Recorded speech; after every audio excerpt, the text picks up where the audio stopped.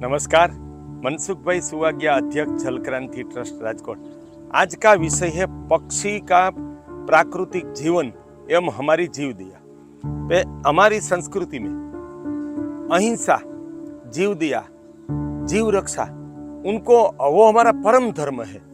वैदिक काल से आज तक सारी दुनिया सभी जीवों को मारकर खाती है, तब हम गाय से लेकर कोई भी निर्दोष जीव की हिंसा नहीं करते हैं। ऐसी परम मानव सभ्यता हमारी भारतीय संस्कृति में है। लेकिन जिसकी हम सेवा करते हैं, जीव दया करते हैं, उनकी प्रकृति धर्म को समझेंगे तभी हमें पुण्य मिलेगा और उनका कल्याण होगा। तो पहले हमें पक्षियों का जीवन को समझें। पक्षियों का आहार क्या है तो समझ लो, पृथ्वी के 100% पक्षी मांसाहारी है, मिश्राहारी है, कोई शाकाहारी है ही नहीं। वो सब पहले इली, जो विविध वनस्पति, कृषि फसल, जंगल के वृक्ष, घास में हर एक ऋतु में बहुत इली का उपद्रव होता है। वो इली, कीड़े, जंतु, फूदा वो खाते हैं। मान लो हमने अनाज के बीज दाना बिखेर दिए, वहाँ कीड़े भी है, इली है, तो कभी दाने को छुएगी नहीं। वो सब पक्षी पहले जंतु खाएंगे। तो पहला उनका प्राकृतिक आहार जंतु है। दूसरा उनका आहार क्या है वो हमें समझना है। वो है बरगद, पीपल, पीपली, उमर जैसे जंगल के सैकड़ों प्रकार के वृक्ष के बीज और जीवंतिका से लेकर कई प्रकार की बेल के फल अगर वो खा लेंगे तो उनसे वो बीज अंकुरित होते हैं। हमने बरगद, पीपल, पीपली, उमर के बीज अगर हमने लगाए तो 100 में से 99% बीज अंकुरित होंगे ही नहीं, क्योंकि उनकी प्रकृति ऐसी है। तो उसकी जगह पक्षी वो बीज खाते हैं।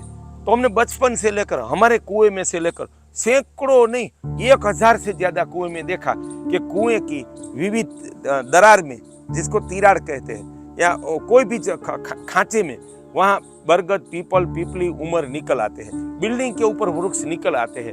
वो पक्षी की हगार, पक्षी ने फल खाया, बीज खाया, उनकी हगार वहां गिरी, उसमें से वो अंकुरित हुआ। उसका एक प्रमाण और भी है कि हम जो खेत के आसपास बाड़ लगाते हैं तो वहां कोई वृक्ष लगाते नहीं है किसान, और हर एक खेत की बॉर्डर पर 5 से लेकर 200 वृक्ष है। और जंगल में हमने देखा कि कांटे वाले वृक्ष के झुंड में नीम, गोइंदा, पीपली, पीपल, जामुन ऐसे हजारों प्रकार के वृक्ष निकल आए। ऐसा हमने आज तक देखा है। तो वो किसने लगाया? वो फल पक्षी ने खाया। बाद में वहां हगार छोड़ी। हगार की गर्मी, वो मिट्टी की वजह से जब बारिश आई तो वो बीज अंकुरित हो गया। कांटे वाले झुंड के बीच वो बीज सुरक्षित बाहर निकल आया और अपने आप निकल आया। तो देशवासियों, हमारे जंगल में विविध प्रकार के वृक्ष आज भी मौजूद है। खेत की बॉर्डर पर, जिसको हम सेढ़ा कहते हैं, वहां वृक्ष है। गौचर में वृक्ष है। उनका प्रधान जो उनका कोई दाता है ना, वो पक्षी है। तो उनका दूसरा आहार ये है। तीसरा आहार है उसका गौचर भूमि में, जंगल में घास के बीज। जब उसमें वर्षा ऋतु के 2 महीने के बाद उसमें बीज बन जाते हैं, लग जाते हैं, तो वो कच्चे बीज, पके बीज खाते रहते हैं। तब उनको मान लो हर एक गौचर में 10 से 20-25 प्रकार के बीज मिलते हैं, जिसको हम कहते हैं कि बहुत पोषक मिलेट दान है, वो खाते हैं। बराबर, वो उनका आहार है। चौथा उनका आहार है, खेत में हमने फसल ली तो उनके कुछ दाने बिखर जाएंगे। वो बीज और खरपतवार, जो निंदामण किसान की एक भयानक समस्या है, उनके बीज वो पक्षी खा जाते हैं। हमने सैकड़ों चिड़िया, सुगरी, वैया पक्षी जो जिसको कहते हैं छोटे छोटे, वो अफगानिस्तान से आते हैं वर्षा ऋतु में, उसको से लेकर कबूतर को वो बीज खाते और कीड़े खाते अपने खेत में, अन्य जगह में, गौचर भूमि में, चारों ओर देखे। तो देशवासियों, पक्षी ये खाएगा तो उनका फायदा क्या है? उनको पूर्ण प्राकृतिक आहार मिलेगा, तो वो अपना पूर्ण प्राकृतिक जीवन जी पाएगा। और हर एक जीव के लिए 3 उनका प्राकृतिक गुणधर्म समझना चाहिए। पहली, उनका प्राकृतिक आहार क्या है। दूसरा, उनका स्वावलंबन। तीसरा, संघर्ष। कि पक्षी ये विविध प्रकार का आहार खाएंगे तो उनका आरोग्य अच्छा रहेगा, उनका वंश निरंतर चलता रहेगा और वो खुराक की शोध में निरंतर उड़ते रहेंगे, संघर्ष करते रहेंगे। तो उनकी संघर्ष की शक्ति और स्वावलंबन कि अपने आप जिए, दूसरे को हम आजीवन जिंदा रखे, वो तो पिंजर के पोपट के समान है, वो ठीक नहीं है, वो प्रकृति नहीं है, वो जीवदया है ही नहीं। तो वो हम खत्म कर देंगे तो उनका संघर्ष और स्वावलंबन, तो उनका वो स्वभाव उनकी नई पीढ़ी में आएगा, उनकी नई पीढ़ी भी कमजोर पैदा होगी। वो इतना दुष्कृत्य है। और हम एक ही प्रकार का गेहूं डालते हैं, तो आज वैज्ञानिकों ने संशोधन किया कि उसमें ग्लूटेन नाम का तत्व है, जो मनुष्य खाता है तो मोटापा बढ़ता है, उससे डायबिटीज, वंध्यत्व, हृदय रोग बढ़ता है। तो वो हालत पक्षियों की होगी। और जवारी डालते हैं, 2 ही प्रकार के दाने डालते हैं, तो उनके आरोग्य को नुकसान होता है। फिर भी उनको जब आहार न मिले तब डालना है, तो कब डालना चाहिए?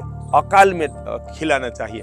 और दूसरी बात है, अप्रैल महीने के बाद उनको खेत में दाना मिलना कम हो जाता है, गौचर की घास जो समाप्त हो जाता है, तब अगर उनको मर्यादा में, क्योंकि ग्रीष्म ऋतु में बरगद के, पीपली के फल पकते हैं।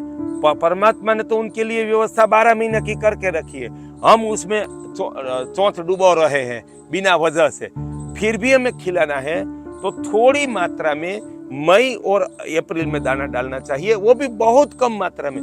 और खास करके अगर डालना है तो वर्षा ऋतु के 2 महीना, मेरी मातुश्री भी कहती थी कि वर्षा ऋतु के 2 महीना अगर हम पक्षियों को दाना डालेंगे तो उनको ज्यादा खुराक नहीं मिलेगा। लेकिन हमें पता है कि 45 दिन के बाद तो तुरंत जीव जंतु कीड़े पैदा हो जाते हैं, तो उनको समस्या सिर्फ 45 दिन की ही है।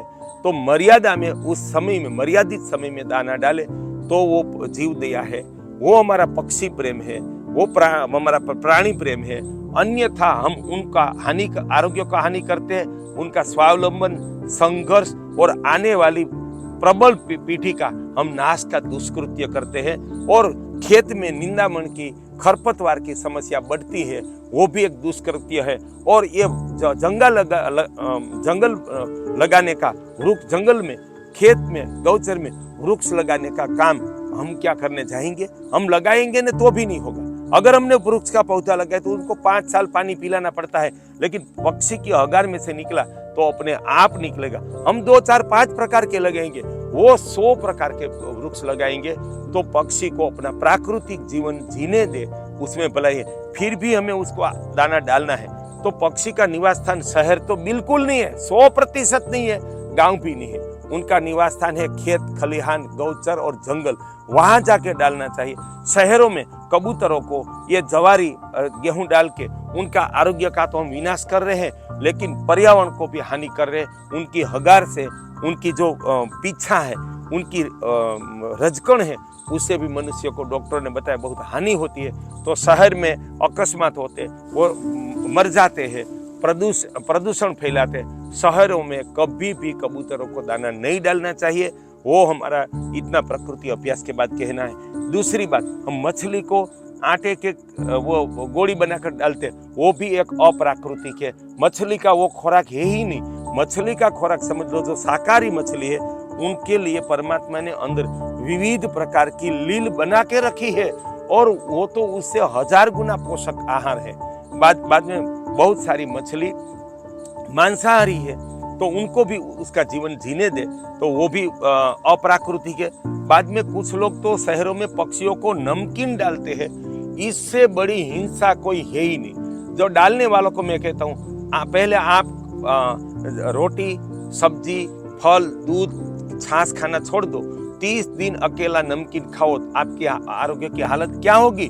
और उसमें यूरिया डालते हैं नमकीन वाले, नींबू के फूल, साइट्रिक एसिड डालते हैं, सोडा डालते हैं, उनमें से उनका पाचन तंत्र तो खराब होता है, उनकी फर्टिलिटी, फलद्रुपता का नाश होता है, वो उनमें वंध्यत्व आ जाता है। हम पक्षी का वंश उखाड़ने का दुष्कृत्य करते हैं ये सब डाल के। तीसरी बात है गाय की, कि गाय के लिए हम क्या करते हैं, क्योंकि गाय के लिए हम जीव दया के नाम पर पिंजर पर खोल दिया, गौशाला खोल दी, उनका वंध्यत्वीकरण किए बिना उनको वहां डालते रहे, तो अनाथ गायों की संख्या भी 100 गुनी होगी।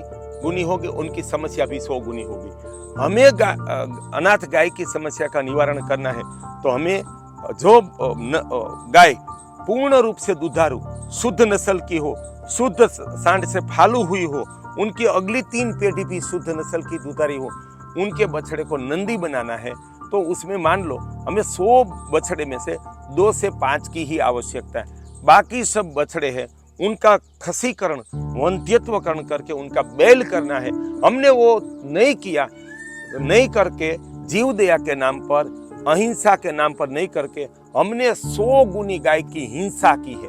मैं ये गिर गाय क्रांति, कांकरेज गाय क्रांति के प्रणेता के रूप में गिर गाय ग्रंथ, कांकरेज गाय ग्रंथ और गोवेद के रचयिता के नाम पर मैं देश को चेतावनी देता हूं कि हमने 100 गुनी हिंसा की है।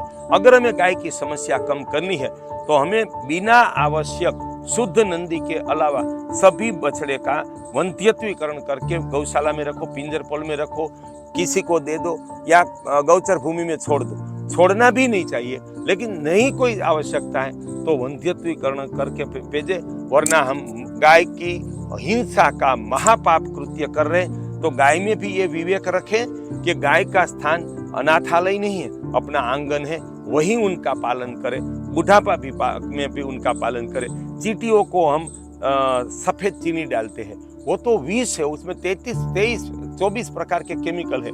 चींटी को हमें डालना है तो हमारी परंपरा थी तिल और गुड़ मिक्स करके थोड़ी मात्रा में हमें वो डालना चाहिए, वरना परमात्मा ने उनके लिए भी व्यवस्था की है। हाँ, बारिश के 2 महीना उनको नहीं ज्यादा आहार मिलता तो वर्षा ऋतु में 2 महीना चींटी के लिए, जिसको कीड़ी बोलते हैं गुजराती में, कीड़िया पूरना है तो वो गुड़ और तिल का पूरना चाहिए। ये विवेक रखेंगे तो प्रकृति की पूर्ण साइकिल चलेगी, जंगल बने रहेंगे, देसी कुल के वृक्ष का अस्तित्व बना रहेगा, कृषि में खरपतवार निंदामण की समस्या का निवारण होगा और पक्षियों का, प्राणियों का, जीवों का आरोग्य अच्छा रहेगा और फसलों में, जंगल में, घास में कीड़े का उपद्रव का भी नियंत्रण होगा। ये प्रकृति को समझना है।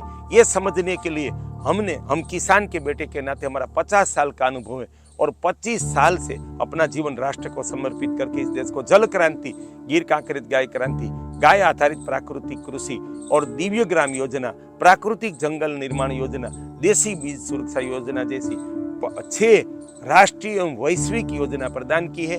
तो आप हमारे कर्म तप से लिखे गए गिर गाय ग्रंथ, कांकरेज गाय ग्रंथ, गोवेद, गाय आधारित प्राकृतिक कृषि और ये गो सत्व, दिव्य ग्राम जैसे ग्रंथ और हमारी प्रोफाइल का अध्ययन करें। यह ग्रंथ मंगवाने के लिए मोबाइल नंबर है 9979864503।